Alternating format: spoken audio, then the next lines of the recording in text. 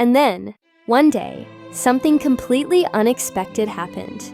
While running errands, I ran into an old friend, someone I hadn't seen in years. She had heard about my misfortune and the fire, and she hugged me tightly. "I can't believe how strong you've been," she said. "You've turned tragedy into something remarkable." She offered me a temporary place to stay while I continued saving for my own apartment, and even helped connect me with a network of people who could support my community projects. I realized then that even when family turns away, the universe often sends help in unexpected forms. Support comes from unlikely places, and kindness often appears when we least expect it. I had begun to feel a sense of empowerment and hope that I had thought was lost forever.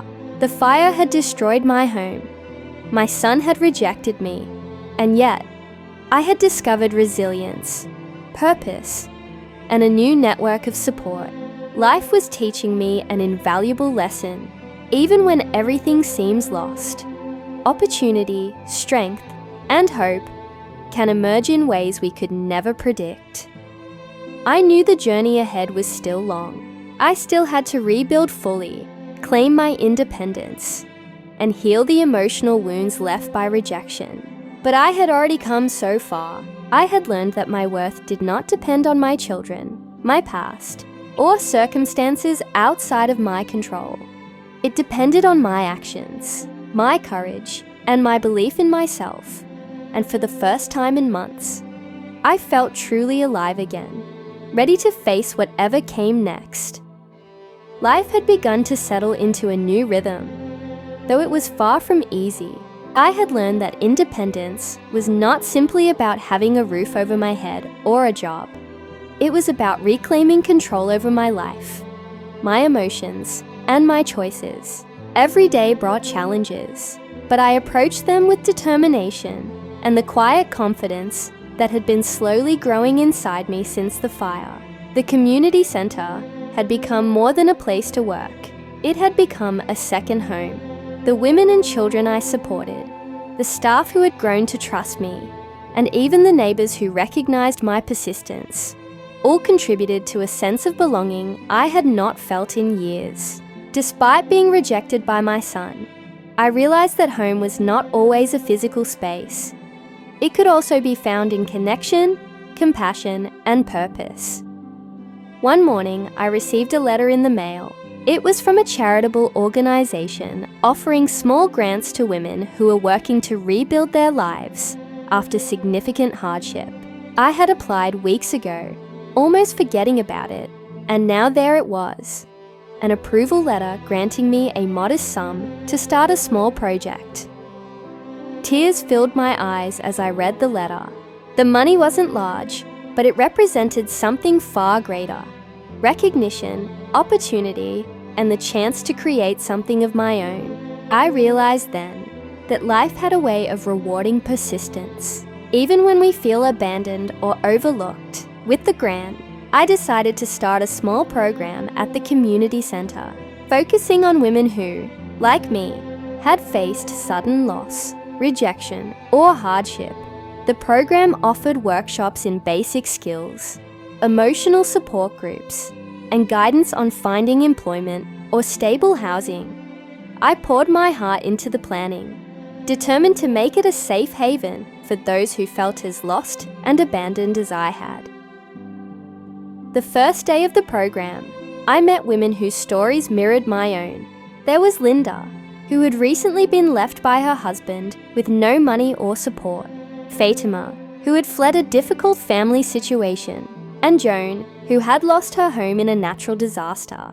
As I listened to their stories, I felt a mixture of sadness and empathy, but also a deep sense of purpose. I had been given a chance to transform my pain into empowerment, not just for myself, but for others as well. The women responded to my guidance and encouragement with a mixture of hope and skepticism. Some doubted their abilities, while others struggled to trust anyone after being let down so many times. I spent hours each day with them, not just teaching, but listening, validating their experiences, and showing them that even in the darkest moments, strength could be found. One particularly moving day, Joan approached me with tears in her eyes. "I've never believed I could start over," she said, "but you make me feel like I can. You make me feel like I'm not alone." I smiled, holding back my own tears. "You're not alone, Joan, and you are stronger than you realize. Every small step you take is proof of that strength." Moments like these reminded me why I had refused to give up.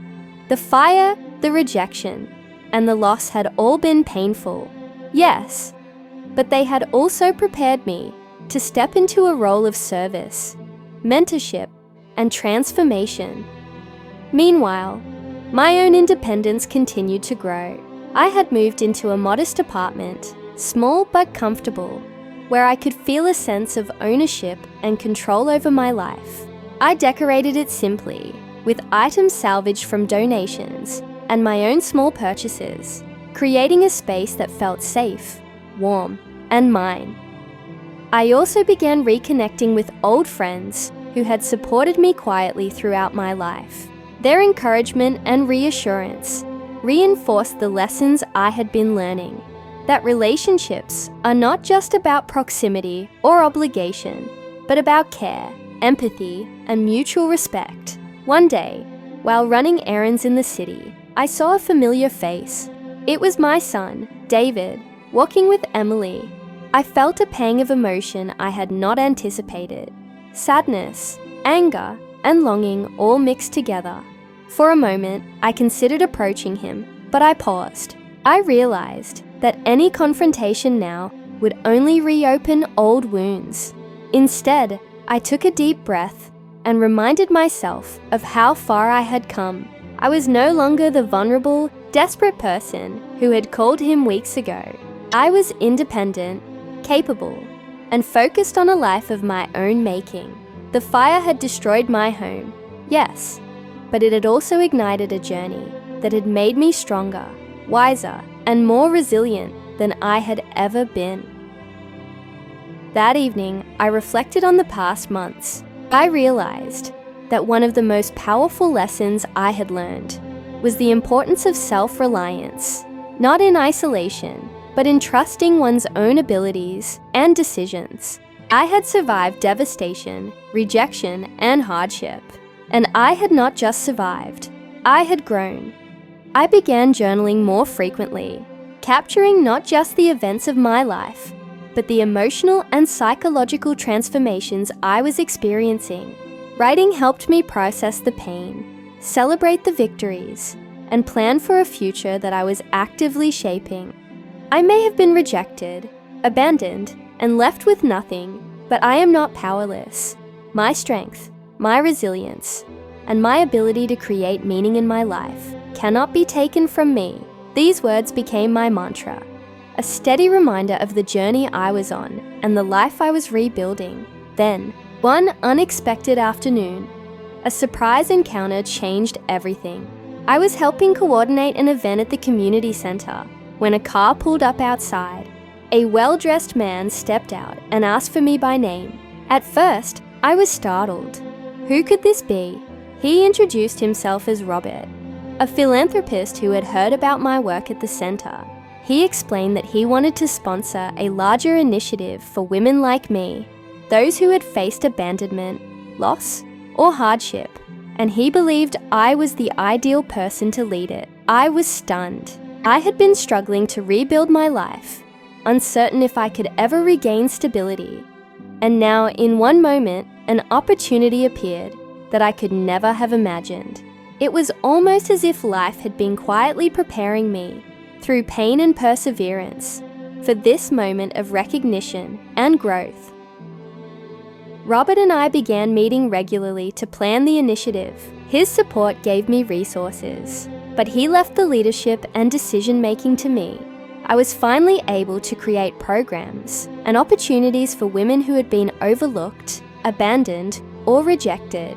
The work was challenging, yes, but deeply fulfilling. Through this partnership, I realized that the fire, the rejection from my son, and the months of struggle had not been the end. They had been a preparation. I had developed empathy, resilience, and determination that I could now channel into something larger than myself. By the end of part 4, my life had begun to transform in ways I could never have imagined. I had reclaimed my independence, found purpose, and discovered the power of persistence. I realized that being left with nothing was not a curse, but an opportunity, a chance to rebuild stronger, wiser, and more empowered than ever before. I still carried the emotional scars of the fire and my son's rejection, but I no longer felt helpless. I was moving forward with courage, creating a life that reflected my values, my resilience, and my desire to make a difference in the world. The following months were a whirlwind of activity, growth, and quiet triumphs.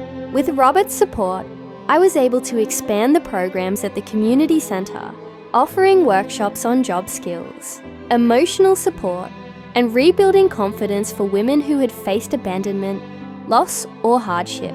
Each day I saw lives transformed, and with each transformation, I felt my own healing deepen. One morning, I was helping a group of women learn basic computer skills when I noticed Maria, a young woman I had met weeks earlier, tearfully showing her first completed resume.